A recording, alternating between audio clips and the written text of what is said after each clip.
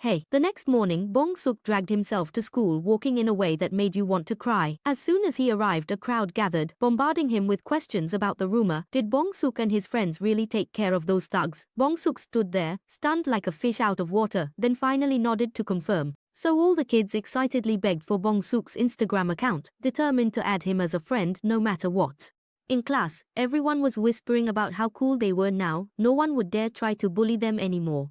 When it was time for lunch, Suho came over carrying a tray piled so high with food it looked like a little hill, leaving Seon so shocked he nearly dropped his chopsticks.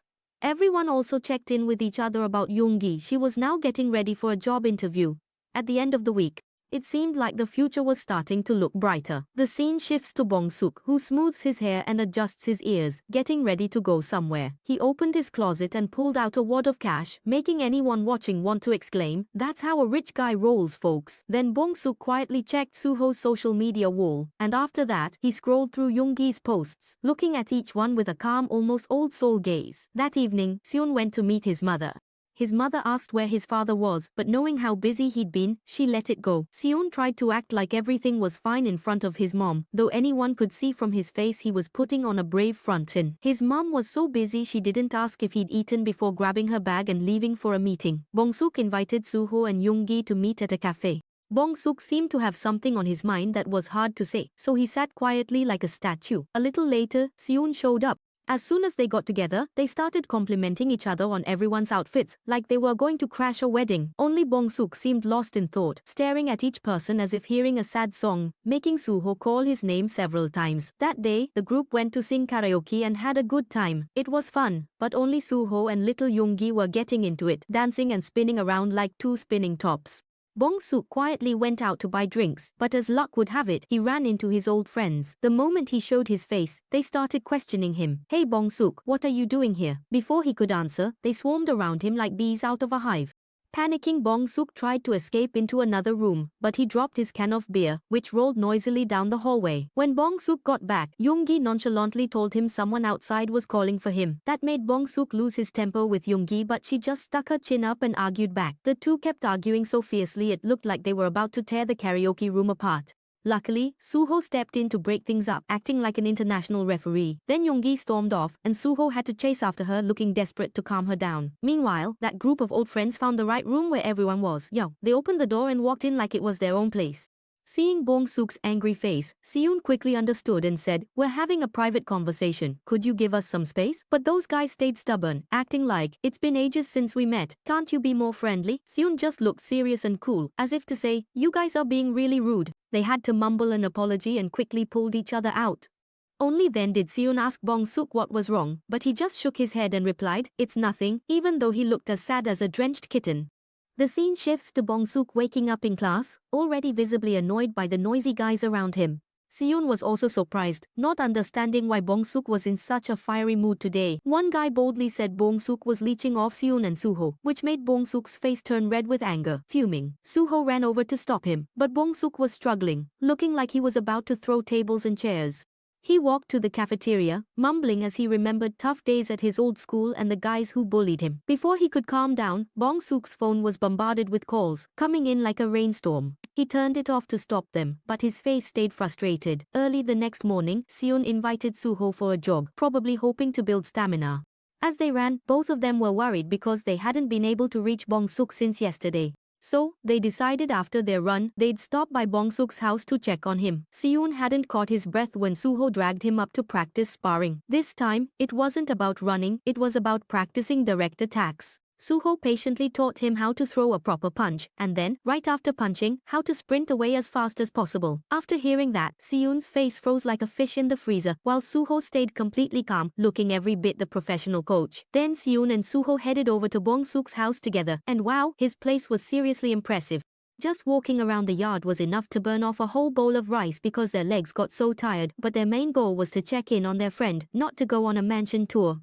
When they arrived, the two discovered a shocking truth. Bong-suk's dad adopted him just to boost his image and make it easier to enter politics. After hearing that, the others were stunned. Then Bong-suk suggested a drink to recover. The friends exchanged glances and knew Bong-suk had something on his mind, so they kept pressing him. Finally, Bong Suk opened up and shared how he used to be bullied at his old school, how he was beaten brutally and mocked so harshly that he lost all sense of dignity. That was why Bong Suk had to transfer schools. Hearing this, Suho told Bong Suk to call them out so they could teach them a lesson they'd never forget. Bong Suk did as he was told, made the call right away, and then the three of them headed to the karaoke bar just as agreed. As soon as they walked in, they smelled cigarettes, as if the room was full of nicotine. Bong Suk demanded an apology, but they pretended not to hear or understand, acting innocent. They even insisted that they used to be the closest of friends back in the day. Suho was losing patience but tried to hold back. When the ringleader stood in front of Bong Suk challenging him, Suho snapped. He grabbed the guy's ear, dragged him out, and made him kneel to apologize. That guy obediently apologized. Bong Suk said, "If you're really sorry, let me hit you once." Then Bong Suk punched him so hard his glasses flew off. It seemed like Bong Suk lost control and was about to grab a chair to swing at him. Luckily, Suho rushed in quickly, pulling Bong Suk out. Bong Suk was furious because Suho stopped him. He felt like he always had to listen to Suho, so the two of them started arguing. Suho also lost his temper and grabbed Bong Suk by the collar like in an action movie, forcing Seun to jump in and break them up. Then Bong Suk stormed off in a fit of anger. Seun hurried after him, asking if Bong Suk was okay. Only then did he lower his voice and say he was fine before slipping away. Bong Suk turned off his phone so the other guys couldn't reach him. But life isn't always a dream, and Bong Suk accidentally ran into bullies. He stood frozen in fear as the group closed in. The ringleader threatened Bong Suk to hurry up and follow, but Bong Suk just stood there, completely paralyzed. Before anything could happen, the group from earlier dragged the bullies into the parking garage and beat them. At that moment, Bong Suk snapped and joined in, throwing punches and kicks. Urged on by the troublemakers, he kicked harder. Each kick fueled by memories of his father. His legs moved fast and sharp like a ninja's, sending everyone scattering in panic, leaving Shun behind, gasping for breath and barely hanging on. Suho had just dozed off for a moment when he suddenly woke up with a start. Episode 7. Seun woke up in pain inside the ambulance. The harsh white light flashed in his eyes, making him want to squeeze them shut. Meanwhile, Young Ji was explaining the situation to the police. Seun asked Young Ji to come in. Seeing he was awake, the police asked him to recount what happened, but Seun looked at Young Ji and hoarsely pleaded, "Don't say anything about what happened today." Meanwhile, Suho waited at the cafe but his friends never came back. He searched for his phone, shocked to find it had been off for who knows how long. Meanwhile, Bong Seok trudged along a deserted street. Suddenly, Bong Seok's phone vibrated, and Seon's name appeared. A faint voice could only plead, asking him to stop everything and not get Suho involved. Bong Seok stood frozen in the night, while Seon drifted into unconsciousness in the ambulance. The scene shifts to a painful memory from Seon's past. When he was studying as his parents argued, Seon heard everything, then went to his room and locked the door, not wanting to talk to anyone. He ignored his parents' pleas and just sat there, doing his homework. His eyes at that moment were full of indifference and defiance. Seon remembers the scene as his father now presses him with questions. He knew clearly that Seon was beaten but he still tried to hide it. His father, in a harsh tone, insisted Seon transfer schools right after leaving the hospital. The heavy atmosphere felt suffocating. Seon had his own feelings, because his father had never really cared about him before. Meanwhile at home, Bong Seok was hiding in a corner of the closet when his father's secretary found him. The secretary handled what Bong Seok caused, so it was settled. His adoptive father coldly ordered the secretary to prepare for Bong Seok to study abroad. Bong Seok stood right behind the secretary, overhearing the entire conversation. The secretary also mentioned that while Bong Seok was away, one of his friends had come looking for him. Suho still went to class as usual, but today both Seun and Bong Seok were absent. While Seun was diligently studying in the hospital, Suho called him. However, Seun didn't answer the phone and texted back saying he had something going on at home, which left Suho more confused. When he got to the restaurant, Suho quietly asked Young Ji why he couldn't reach her last night, but she didn't reveal anything. Young Ji's silence made Suho feel more uneasy. He could clearly sense that something was seriously wrong. Suho went to look for Seun, but when he stood in front of the house, he didn't knock on the door anymore. The next morning, Suho went to ask Jongchan's group why Bong Seok wasn't at school. Jongchan pretended not to know anything and brushed it off. Annoyed, Suho smacked him on the head and coldly declared that they had to pay for the car repairs. Suho's gaze at that moment was icy cold, making Jongchan and his gang turn pale. In the end, Jongchan reluctantly called Bong Seok, but he didn't pick up. Jongchan's group started to panic, trying to come up with a plan because they felt Suho already knew everything. Suddenly, Suho appeared out of nowhere, catching them completely off guard. Suho gave Jongchan and his gang a serious beating. At this point, Jongchan finally opened his mouth and confessed that Bongseok had once messaged Suho, but the person who showed up was actually Ss1. After hearing this, Suho stopped and asked for more details. Jongchan, trembling, recounted how Ss1 had been punched. After hearing this, Suho didn't say anything else. He stood up coldly and went to Youngji to ask which hospital Ss1 was in. Youngji hesitated, then said Ss1 had been discharged today. Hearing that, Suho could only stay silent and apologize for dragging everyone into this mess.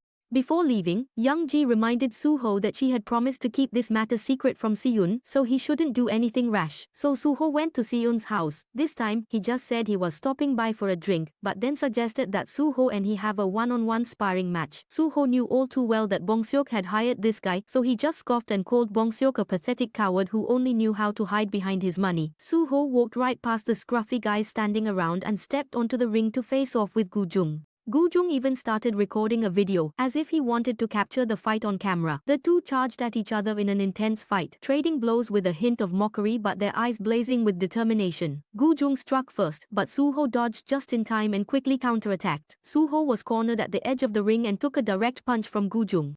Just as Suho was about to fight back, someone from outside suddenly tripped him, causing him to fall. As Suho was staggering and trying to get up, the other guy took advantage and kicked him in the face. Suho collapsed onto the floor, blood spilling from his mouth. Bongseok stood on the platform, looking down, then started to walk over. His eyes were filled with hatred.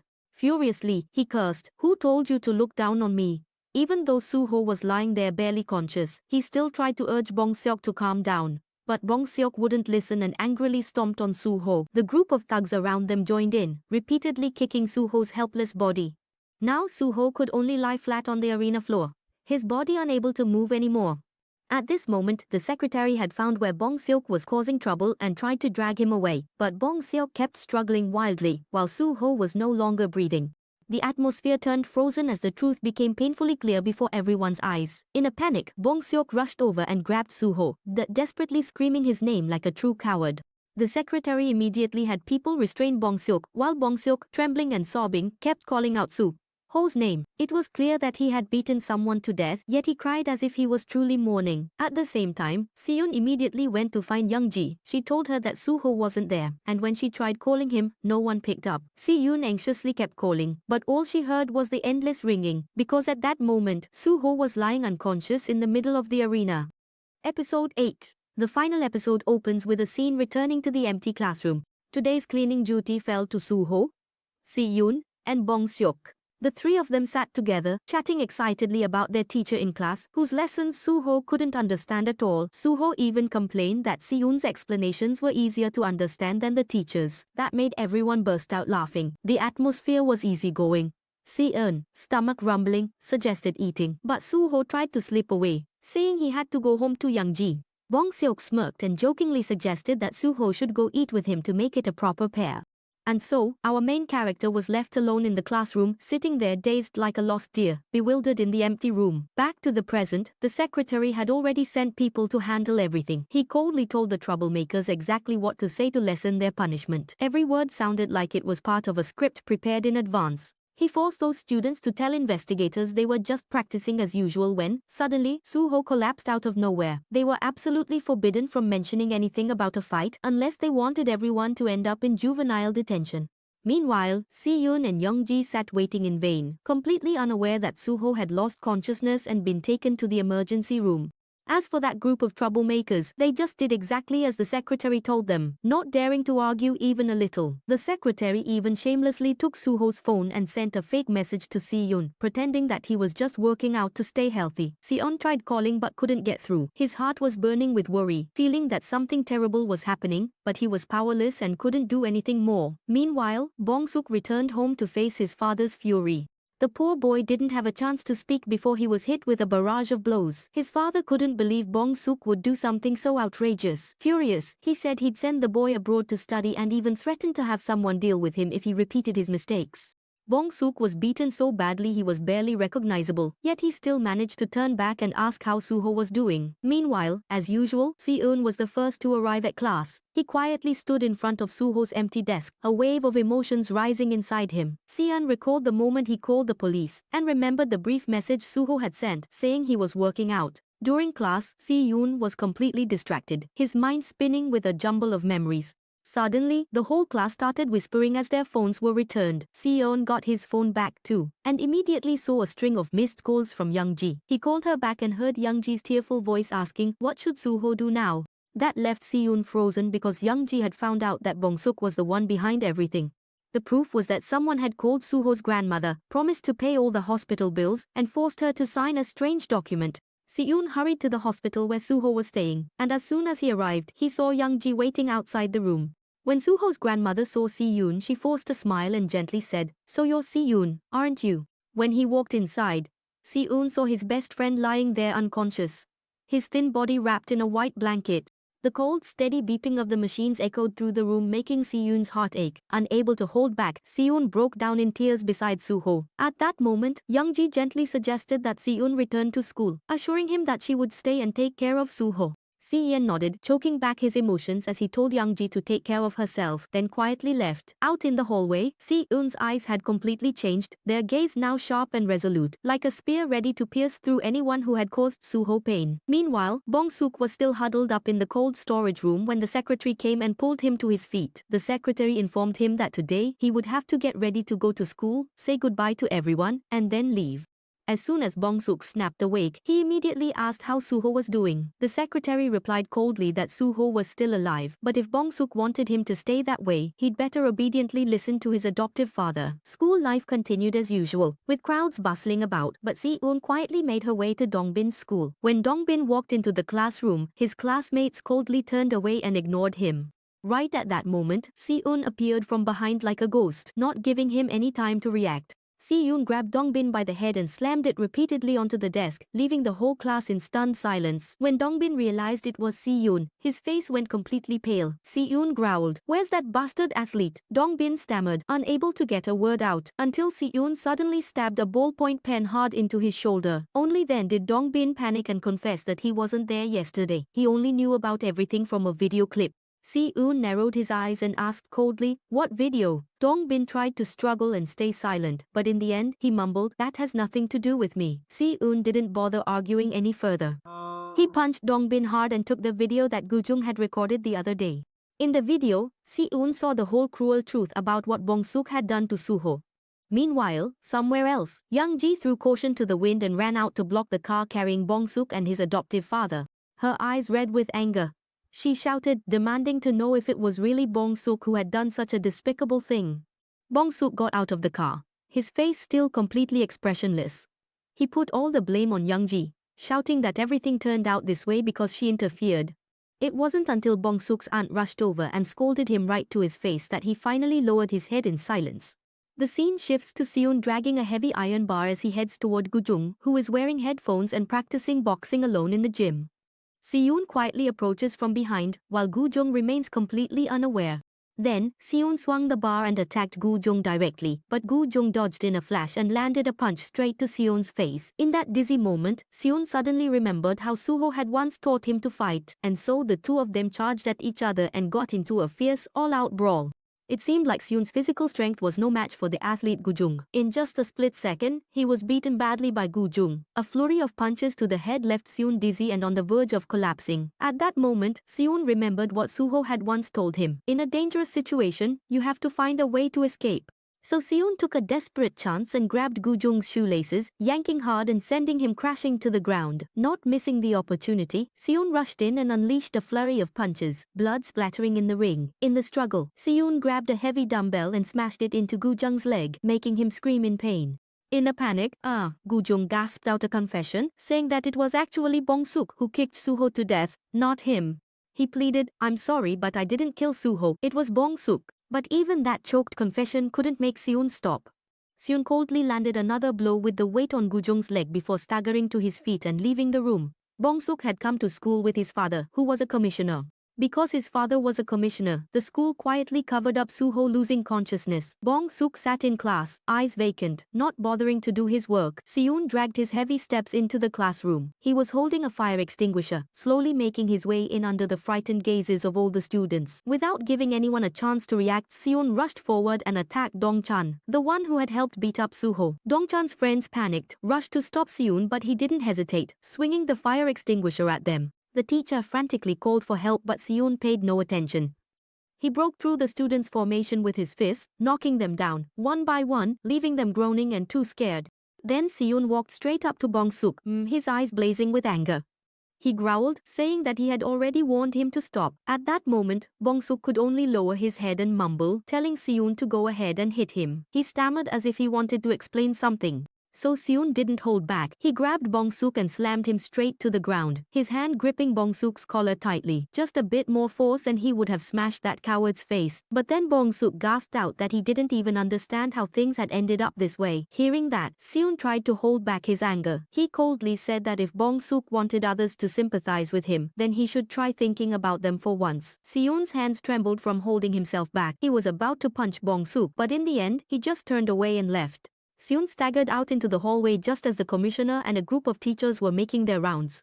The teachers were about to stop Seon when he suddenly punched and shattered a nearby window, then shouted at everyone, asking what more they wanted from him, leaving everyone frozen in shock with their mouths agape.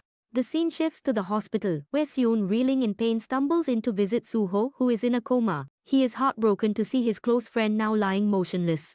Seon sits in front of Suho's hospital bed, his eyes empty, quietly reflecting on everything they've been through. Then, when he can't hold on any longer, he drifts off to sleep from exhaustion. In that deep sleep, a gentle light suddenly begins to shine. Seon dreamily sees Suho smiling and asking, "Are you sleepy?" Seon, half asleep, replies, "Yeah, I'm really sleepy." Suho laughs, looks at him, and in that familiar voice calls him a fool. And the two of them burst out laughing together. It's such a simple smile, yet it's so warm it hurts. In that moment, the two of them knew they had fought with everything they had to protect what was precious to them. But then Seon realizes that it was all just an illusion in his exhausted sleep. Because in reality, Suho is still lying there, unconscious, his breathing faint in the cold, lonely room. Realizing that truth, Seon couldn't hold back his emotions and burst into tears right beside Suho's hospital bed. The scene shifts to an image of the three brothers happily together, but it turns out to be just Bong-suk's memory as he quietly stands alone at the airport. In class, the students whispered among themselves that Bong-suk had gone abroad to study, while Young-ji took all the blame upon herself. She left behind an apology letter and quietly left. Every now and then, she still calls Suho's grandmother to ask about his health. Bong-suk's adoptive father once considered sending Seon to a reformatory. But after watching the video of his adopted son fighting like a wild animal, and hearing Seon say he would keep it a secret, he couldn't do anything else. However, he did intervene so that no school in Seoul would accept Seon except for Unjang High School. So Seon's biological parents took him to that school to complete the enrollment procedures. When they arrived, Seon's mother wanted to go in with him to support her son, but Seon just smiled and told her he didn't need it. At that moment, Seon's father put his hand on his son's shoulder, eyes full of pride, and told him he had done well because he hadn't done anything wrong. Entering the new school, Seon noticed a classroom full of rowdy students. When the teacher walked in, he had to smack his hand on the heads of the new students just to get them to quiet down and sit. Seon went to the board to introduce himself, but no one in the class paid attention. He walked back to his seat when one of the troublemakers came over to introduce himself. Seon sat and didn't respond. The other guy saw that and immediately teased Seon for being a girl. Seon's eyes glared at him. That cold, cool stare made the guy hesitate and back off. Seon firmly said, "You guys are exactly what I expected," then gripped his pen tightly, ready to take on anyone who dared mess with him. At the end of the episode, there's a scene where another guy is looking at a photo of Seon on his phone. He smirks when he realizes that Seon is the new student who just transferred to Unjang High School.